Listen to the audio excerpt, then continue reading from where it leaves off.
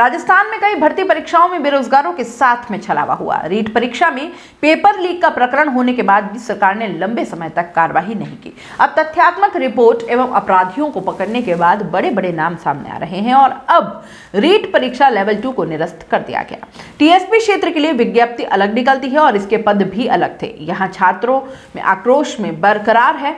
सरकार यह स्वीकार करती है कि इस परीक्षा में बहुत बड़ी घपलेबाजी हुई है। टीएसपी क्षेत्र के युवाओं की आर्थिक स्थिति इतनी मजबूत नहीं है कि यहाँ तमाम वर्ग के विद्यार्थियों ने 2 साल से कड़ी मेहनत की है। ये कहना है समानता मंच संयोजक दिग्विजय सिंह चुंडावत का।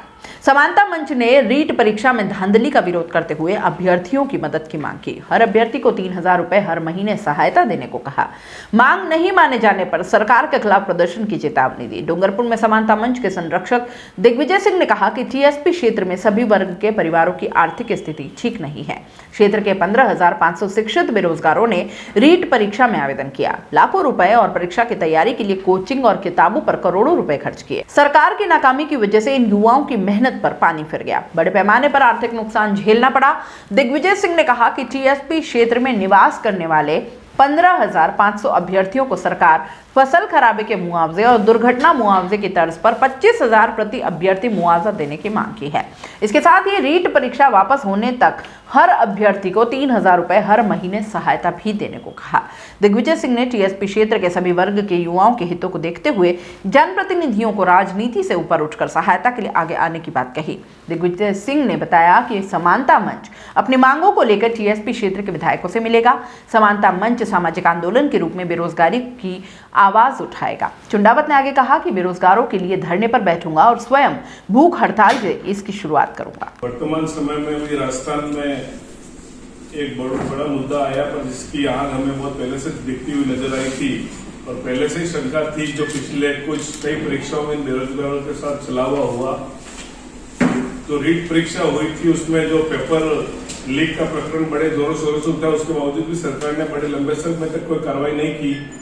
और इस परीक्षा का निरस्त करने के पीछे 2 तरह था कि हम टीएसपी क्षेत्र के लोग हैं जिसकी विज्ञप्ति अलग निकलती है और उसके पद अलग थे, और सरकार ये स्वीकार करती है कि इस परीक्षा में बहुत बड़ी गफलत और गलती हुई है।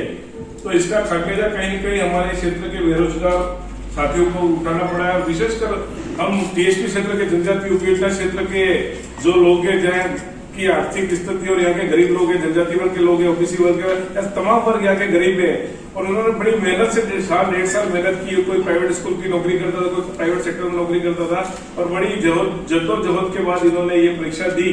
पर हम सबसे हटके हमारी मांग राज्य सरकार और यहाँ के स्थानीय टीएसपी क्षेत्र के सभी विधायकों की वो विधानसभा में टीएसपी की ये बात करें कि यहाँ रहने वाले जो 15,500 युवाओं ने टीएसपी के रीट की परीक्षा में सम्मिलित हुए थे, उन व्यक्तियों को मानसिक संताप और आर्थिक हर्जाना के रूप में प्रति विद्यार्थी 25,000 रुपए एक मुश्त व आगामी रीट परीक्षा होने तक प्रत्येक विद्यार्थी को 3,000 रुपया उसको सहायता शुल्क या बेरोजगारी भत्ता उसे दिया जाए, ताकि वो अपना ध्यान लगा के वापस इस पढ़ाई में कर सके।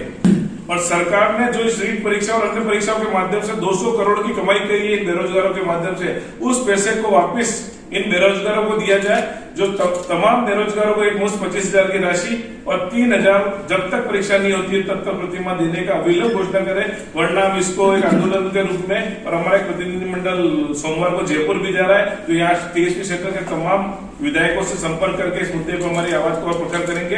और हम अन्य सामाजिक और राजनीतिक संगठनों को कहते हैं इसमें राजनीतिक बात छोड़कर इन बेरोजगारों को और गरीब विद्यार्थियों के हित में हमारा साथ दे रहे हैं और सरकार को इस बात को मनाने के लिए प्रयास करें। इसीलिए हमने आज इस माध्यम से आपको सूचित किया है। रीट खराबे में मुआवजा दिलाने की मांग शायद राजस्थान में सर्वप्रथम हमने कही है। अभी तक सारे लोग कोई उसकी जांच कराने के लिए कोई आरोप प्रत्यारोप का दौर चल रहा है। नाथी के बाड़े से भानुमती के कुनबे तक सब एक ही लोग हैं, पर हमने कहा जो हो चुका, पर बेरोजगार की विपदा मैं जानता हूँ, मैंने युवाओं का पिछले 14 सालों से इनका नेतृत्व कर रहा हूँ। यहाँ का जनजाति वर्ग का युवा जो मेरे साथ पड़ा, उसकी स्थिति ये नहीं है कि वो इस प्रकार संघर्ष कर सके। 9 महीने 10 महीने कोचिंग सेंटरों के अंदर अपना निजी कार्य व्यवसाय खेती छोड़ के वो लगा रहा, आज उसकी स्थिति नहीं कि वो पुनः ऋण की व्यवस्था या तैयारी कर सके। तो हम इसको एक सामाजिक आंदोलन का रूप देंगे। समानता मंच नहीं, समानता मंच अन्य सामाजिक संगठन और राजनीतिक संगठन है उनसे भी बात करेगा और इस आंदोलन में हमारे जो 15,500 अभ्यर्थी टीएसपी क्षेत्र के समस्त वर्गों उनके लिए इस लड़ाई को बहुत आगे बढ़ाएंगे। इसके लिए मुझे अगर धरने पर बैठना पड़ा तो भी मैं आगामी दिनों में कलेक्ट्रेट पर धरना चालू करेगा। कोई आए नहीं है,